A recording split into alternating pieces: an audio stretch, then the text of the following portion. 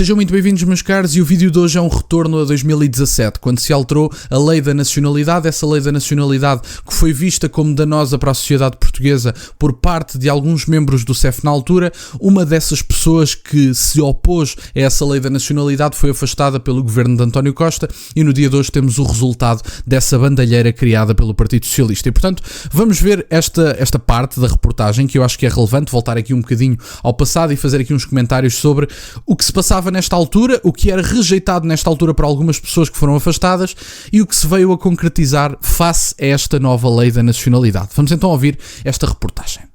Na Generalidade foi aprovado com votos contra do PS e do CDS e votos a favor das restantes bancadas. Após estas alterações à lei, o CEF sentiu um aumento exponencial das manifestações de interesse de novos imigrantes. O número de pedidos aumentou drasticamente. Tenho ideia quantas manifestações de interesse diárias começaram a cair no sistema após esta alteração à lei? Através de vários canais, alguns deles controlados por redes criminosas, que passaram a fazer desse sistema e da legislação portuguesa o seu modelo de negócio. Diariamente começaram a existir centenas de pedidos.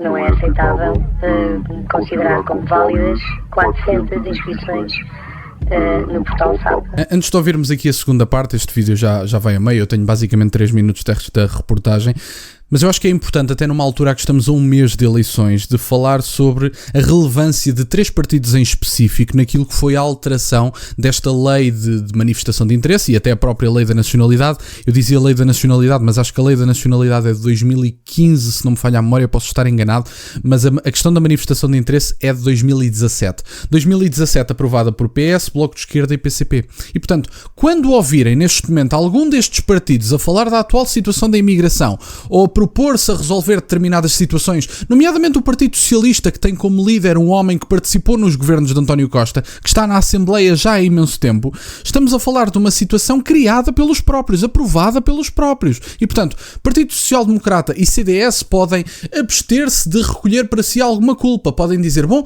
nós votámos contra esta situação na altura. Ninguém diz que não, obviamente. Agora, também não se podem propriamente revelar como heróis desta situação, porque acabaram por regularizar a maior parte das pessoas que estavam neste regime de manifestação de interesse e que ficaram em Portugal em stand-by por causa da bandalheira que foi a extinção do CEF e a criação da AIMA. E, portanto, quando estivermos a dia 18 de maio, relembrem-se desta votação. Uma votação aprovada por PS, Bloco de Esquerda e PCP, a tão conhecida geringonça, foi aprovada e, efetivamente, aprovaram um regime sem paralelo na Europa que destruiu completamente o sistema da imigração em Portugal e um sistema que era consensual antes da geringonça e antes de 2015, em que António Costa faz basicamente um golpe de Estado constitucional estreado pelo Partido Socialista. Para aqueles que dizem que a coligação à direita é uma loucura e dizem muitas pessoas à esquerda, o António Costa estreou essa situação, portanto foi a esquerda que estreou esta questão das coligações, que aliás é bastante europeia, acontece com bastante frequência na Europa. E, portanto,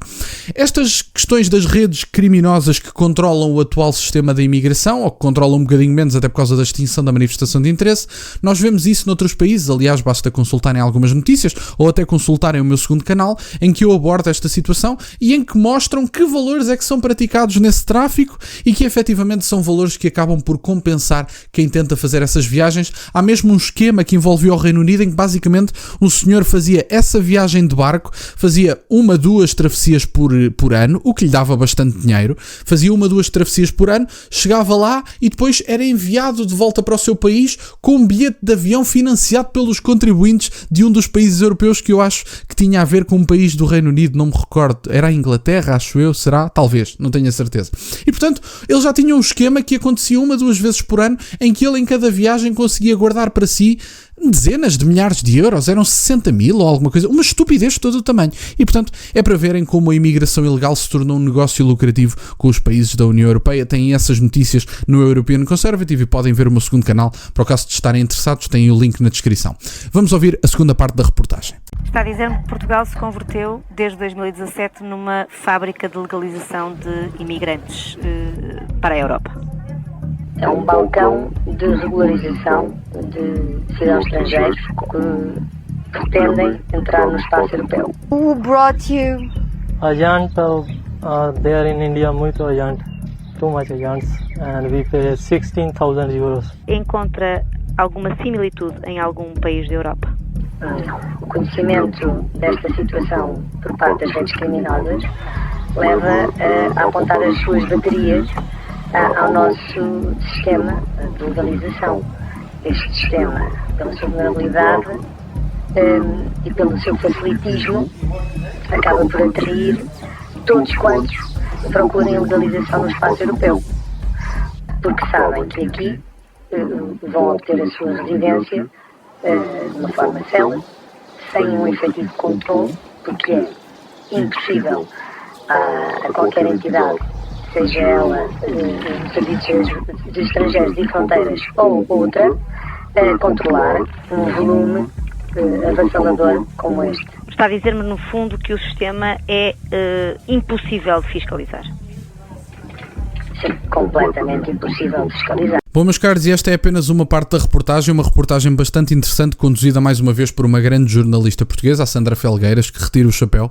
Uma grande senhora, diga-se de passagem, que faz muita falta a Portugal. Temos uma outra jornalista que faz reportagens bastante interessantes, independentemente do que as jornalistas sejam ideologicamente. Isso para mim é completamente irrelevante. Temos também uma senhora chamada Ana Leal, que está associada ao canal News Now, que é uma jornalista que é admirável, faz trabalhos admiráveis e que eu acho que merece todo o reconhecimento. Eu gostava só de deixar aqui umas notas finais para depois terminar o vídeo, não me vou alongar muito mais, gostava só de deixar aqui algumas notas. Não sei se vocês repararam, mas estava aqui um imigrante que dizia que tinha pago a um senhor na Índia 16 mil euros pela travessia para chegar por cá. E portanto, 16 mil euros, e nós já vimos que aqueles barcos conseguem muitas vezes trazer 2, 3 dezenas de pessoas, multipliquem apenas por 10. 16 mil euros têm 160 mil euros num barco. Portanto, estes senhores até podem eventualmente vir a pagar uma multa que será inferior àquilo que fizeram, se calhar são enviados de volta e como ninguém fiscaliza nada, depois podem entrar outra vez através das travessias ilegais e depois vão sendo enviados e têm aqui um ciclo vicioso. 160 mil euros só num barco, e estou a falar de 10 pessoas, não estou a falar de mais. Nós já vimos os barcos de imigrantes ilegais, muitas vezes trazem 10 e trazem 20, multipliquem apenas por 10, têm 160 mil euros. Qual de vocês é que ganha 160 mil euros por ano? Partindo do pressuposto que só fazem uma travessia anual, se calhar fazem 2 e então nem se fala sobre o assunto. E portanto, metam uma coisa na cabeça, isto é um problema demasiado grave. E nós criámos um regime que agora, apesar de estar a ser amenizado pelo Partido Social Democrata, mantém-se mais ou menos a mesma coisa, regularizaram a maior parte das 400 mil pendências. Este regime permitiu que isto se tornasse um negócio lucrativo, só apenas nos valores que este senhor nos descreveu. Abrimos as portas à Europa e relembro também uma notícia recente que eu acho que é relevante e até para terminar o vídeo. O Partido Socialista tinha mais de 100 mil pessoas regularizadas que não tiveram que apresentar o seu registro criminal. E portanto, pessoas que chegam a Portugal que não apresentam o seu registro criminal e que eventualmente vêm para cá cometer crimes. Eu não estou a dizer que são criminosos, mas se nós não virmos o seu registro criminal, com toda a certeza temos dificuldade em distinguir quem é que vem cometer crimes e quem é que não vem. Com quem é que temos que ter cuidado e não deixar entrar e quem é que pode entrar de forma um bocadinho mais tranquila. Eu acho que é relevante fazer isto, até porque se acontecerem crimes que eventualmente envolvam perder a vida de algum nacional, esse sangue estará nas mãos do Partido Socialista. E isto pode-se parecer uma coisa dramática de se dizer, mas é factual. Se estes senhores permitiram a entrada de pessoas que eventualmente venham cometer crimes que possam levar a vida de algum português, ou até de algum imigrante, porque quer dizer, são vidas, não é? Se estes senhores são imigrantes e vêm para cá retirar a vida até a outros imigrantes, estamos perante um problema. Isto é responsabilidade de Estado. E, portanto, é o país, é a defesa da segurança nacional. E isto é uma falta de respeito pelos nacionais e até pelos imigrantes que possam estar cá de forma legítima, que eu não digo que sejam todos criminosos e também não digo que estejam todos apoiados em subsídios do Estado. Não é verdade, não é isso que eu estou a dizer. Mas tem que haver um controle rígido e tem que haver deportações e provavelmente nesta fase inicial tem que se fechar as fronteiras numa fase inicial, fazer muitas, mas mesmo muitas deportações e tratar de manter cá as pessoas que querem ficar e que querem trabalhar, mas com limites quantitativos, defesa da identidade nacional e prioridades económicas, até porque há aqui dois argumentos que são defendidos pela esquerda, e mesmo para terminar o vídeo, que é o argumento de que há o dobro do desemprego, da taxa de desemprego dos imigrantes face aos nacionais, mas ao mesmo tempo os imigrantes estão todos cá porque vêm trabalhar. Então, mas se estão todos cá porque vêm trabalhar e porque há necessidades de mercado, como é que é possível ter aí o dobro da taxa de desemprego dos nacionais? é uma questão de contas e os dois não batem certo. E, portanto, basicamente era isto que eu tinha para partilhar, meus caros. Tem aqui um retorno a 2021 em que se fala desta alteração da lei de 2017. Quero-vos agradecer imenso por estarem desse lado. Peço-vos só o gosto neste vídeo e que subscrevam o canal. Tem as minhas redes sociais e o MBA na descrição, para o caso de quererem fazer alguma doação. E nunca se esqueçam, meus caros, que questionem tudo. Até à próxima.